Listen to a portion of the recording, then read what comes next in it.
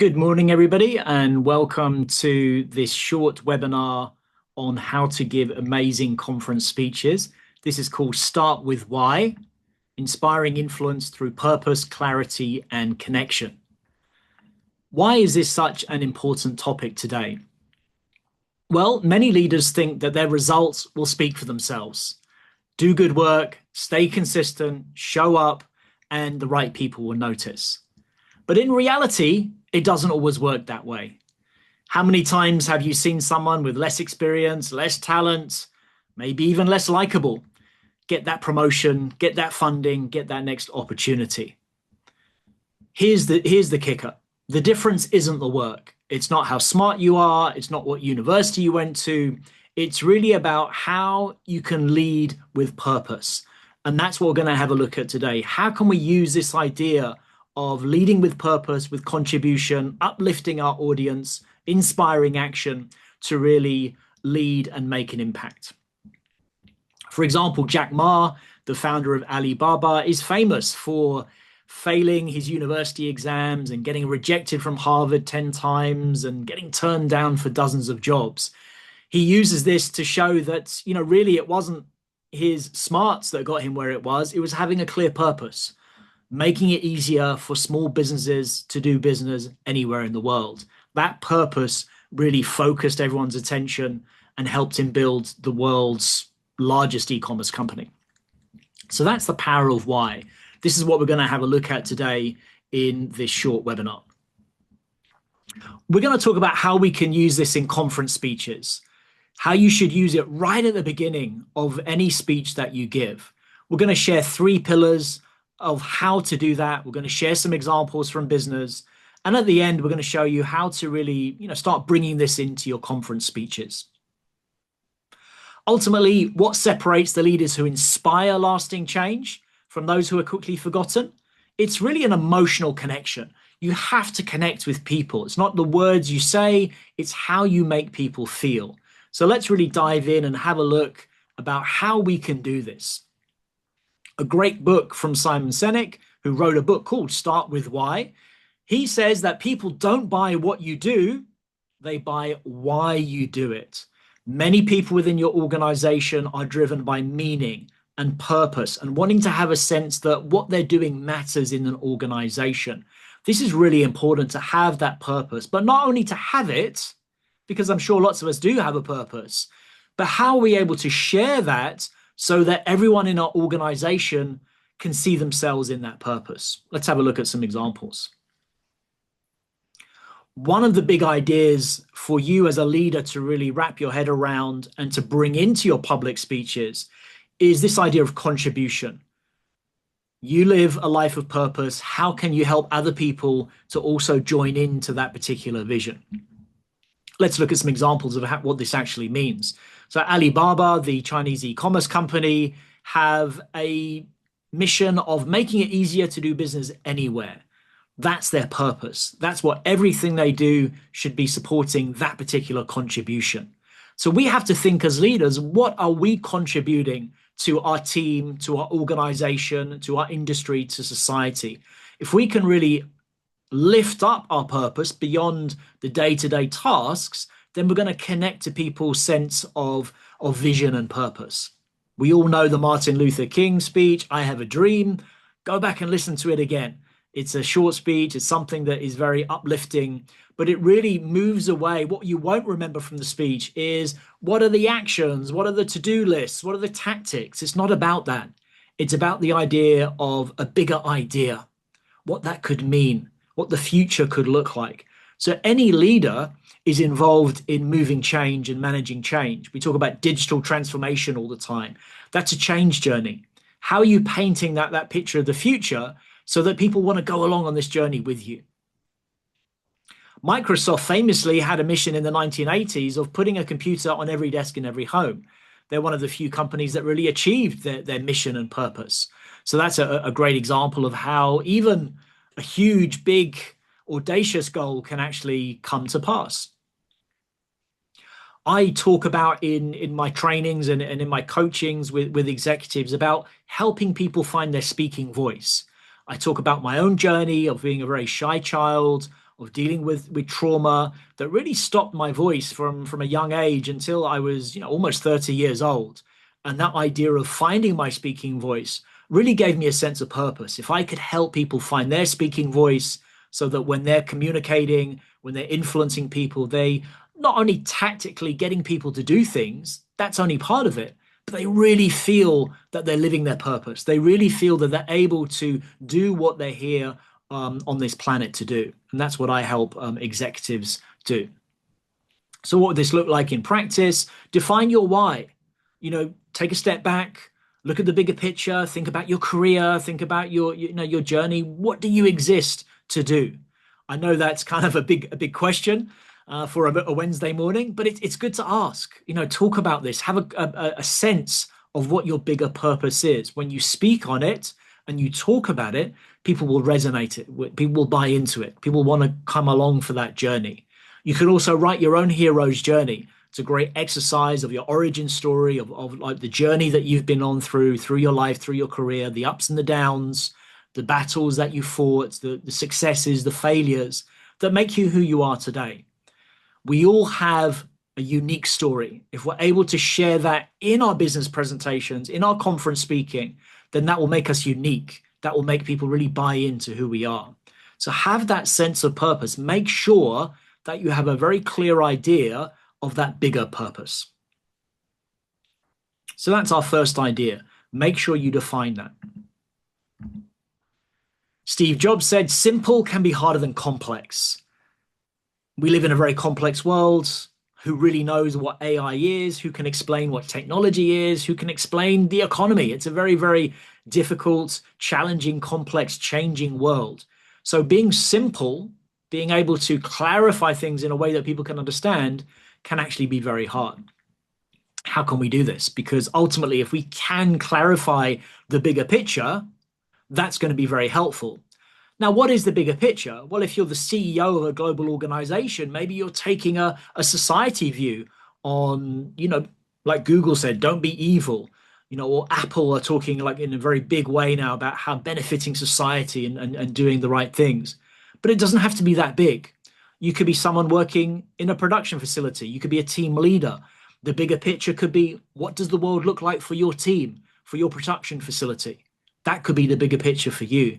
The role of a leader, the role of a people leader is to share that bigger picture in a way that people can understand the complexity and the changing nature of the world outside. If you can do that as a leader, if you can simplify that, if you can clarify it, that's going to be so helpful for people. They're going to feel like they can trust you.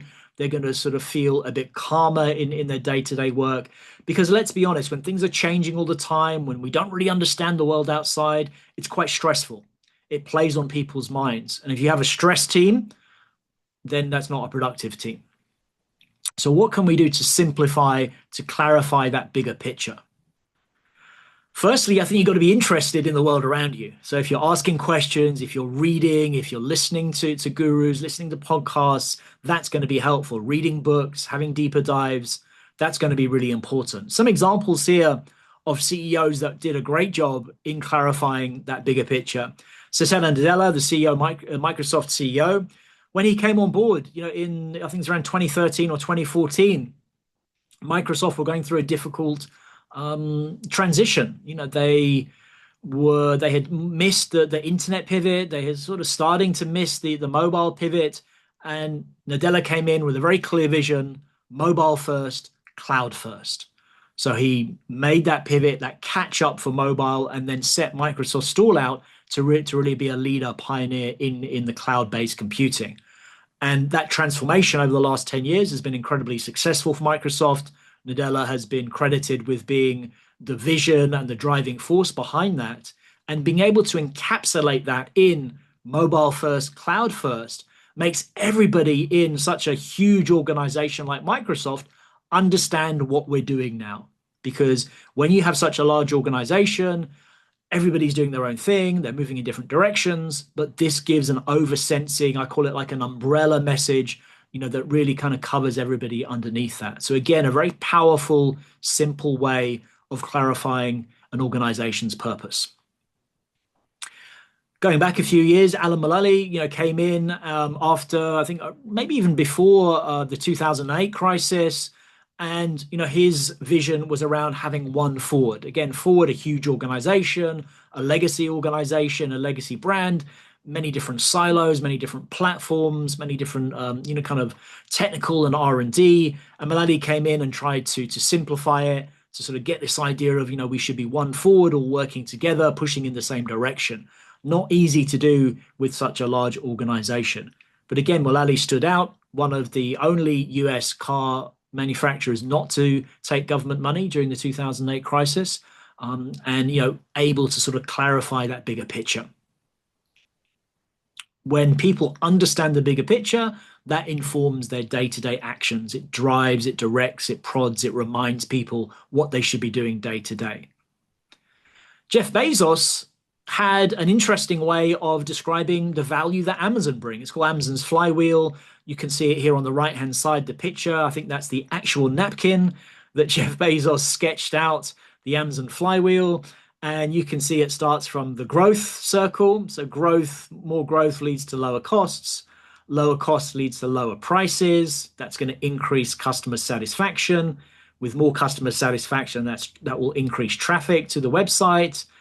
Where there's traffic, sellers will come, they'll bring their products and increase selection, and that will then go around to customer satisfaction again. So this is, again, a very simple, pictorial way of summing up the business model and the unique competitive advantage of an organization like Amazon in the early days when they were just selling books, and how you could then understand a little bit more about how they expanded out from those particular niches. It's simple. It's easy to understand. I could explain this to my 6-year-old daughter, and I think she'd be able to understand it. That's a very, very powerful message. It's simple, it's clear, it's memorable. Remember, simple can be hard. A couple of examples, well-known ones from sporting goods. Nike's "Just Do It." Again, a very simple message.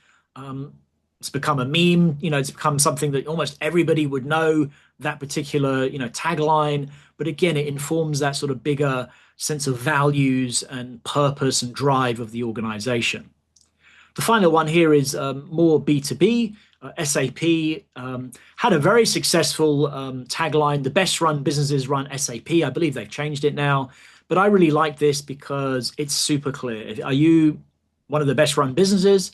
Well, you're running SAP. Again, it clarifies a very complex industry, enterprise software development, highly complex, but it really encapsulates what we're all about and helps with the positioning too.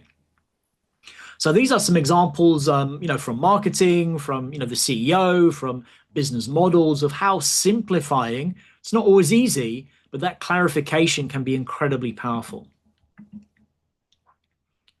The final point that I'd like to bring up today is around painting a vivid picture. We think in pictures. This is why books are so popular, why children love to be read stories, because they can see the story in their head. They're painting the picture. Everybody is painting their own picture. So if we can paint a vivid picture of a compelling future, then that's going to uplift people, because they're going to make that, they're going to tailor it. They're going to personalize it to them. So how do we do that? We want to be inspirational in a conference speech in front of a large group of people. We have to uplift the audience. We've got to not only connect with them emotionally, but we've got to make them feel better about, where the world is heading. And that's not always easy. We're living in a world of many challenges. People are struggling in many areas. How do we uplift? How do we alleviate the present pain and saying, look, there could be a better future out there. This is a direction that we could go in.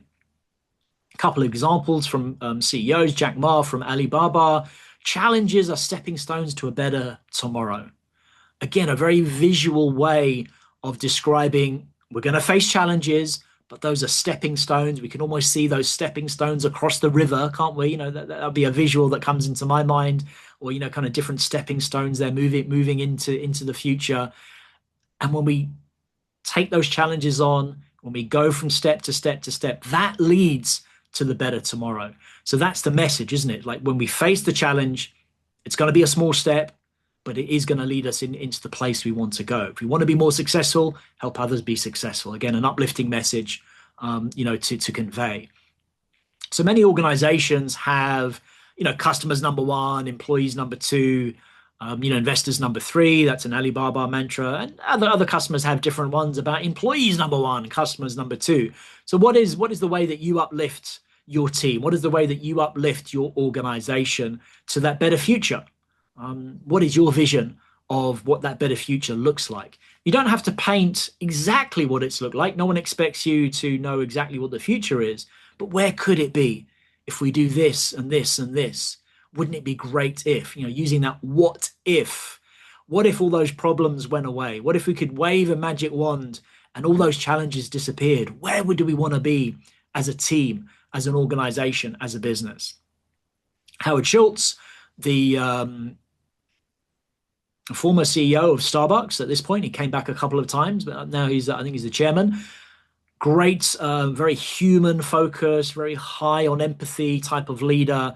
He said, we're not in the coffee business serving people, we're in the people business serving coffee. And that encapsulates his style, his values. It encapsulates how Starbucks treats people, their consideration for people, and was really driven, if you know Howard Schultz's backstory, it was really driven from the experience of his father coming back from the Second World War as a GI and really having nowhere to go, not being valued by society at that time, not being able to find a good job, find their position in society. So one of the drivers behind Schultz was to create an organization where people could come in as a barista, they could earn a decent wage, they could be treated like humanely, they could have a lot of employee benefits, and they could feel like that was an organization that cared for them. And that's a big part of Starbucks values. So this is not just about coming up with a slogan, uplifting to a better future. It drives real behavior. It drives, the actions that people take. You become, a role model for these actions. So when you're describing that better future, it's got to be something that we buy into. If you're a CEO, get your leadership team on board. If you're a team leader, make sure you talk about this with your team and have that as a live, living conversation. So in closing, what we're talking about today, starting with why, we've heard this so many times, it's become a catchphrase, but today we've really had a look at what it means. It's really the heartbeat of your influence because it connects with people on a very deep level. It shares your purpose, your sense of contribution. It really sort of helps you clarify and simplify difficult things. And importantly, it just uplifts people. It leaves people feeling a little bit better. And it's so important to do that in today's world. So your why is not just a slogan, although it can become a slogan. It's really the heartbeat. It really drives things forward. When you start with why, everything changes if you can align people's behavior. But you have to get people to buy into it first before their actions will follow. If you are a leader or a speaker who is going to be speaking at a conference in the next few months, whether that's an industry conference, whether that's a town hall or an annual event, if you want to have a powerful speech, an influential speech, if you want to leave a mark, talk to me. I'm on LinkedIn, more than happy to connect with you. Let's talk about making that a powerful speech. Let's work on that message. It's not always easy to simplify those complex messages. I work a lot with technical people from technical backgrounds. One of my superpowers is making the complex a little bit simpler and to put it into a frame that people can understand and not just technical people. So if you've got a big stage ahead, I've spoken at almost 3,600 events myself. I'm a public speaker, a professional speaker. So I'm doing this week in, week out. I'd love to help you. I'll help you shine. So reach out and I look forward to seeing you again on next week's webinar. So see you again. Thank you. Bye-bye.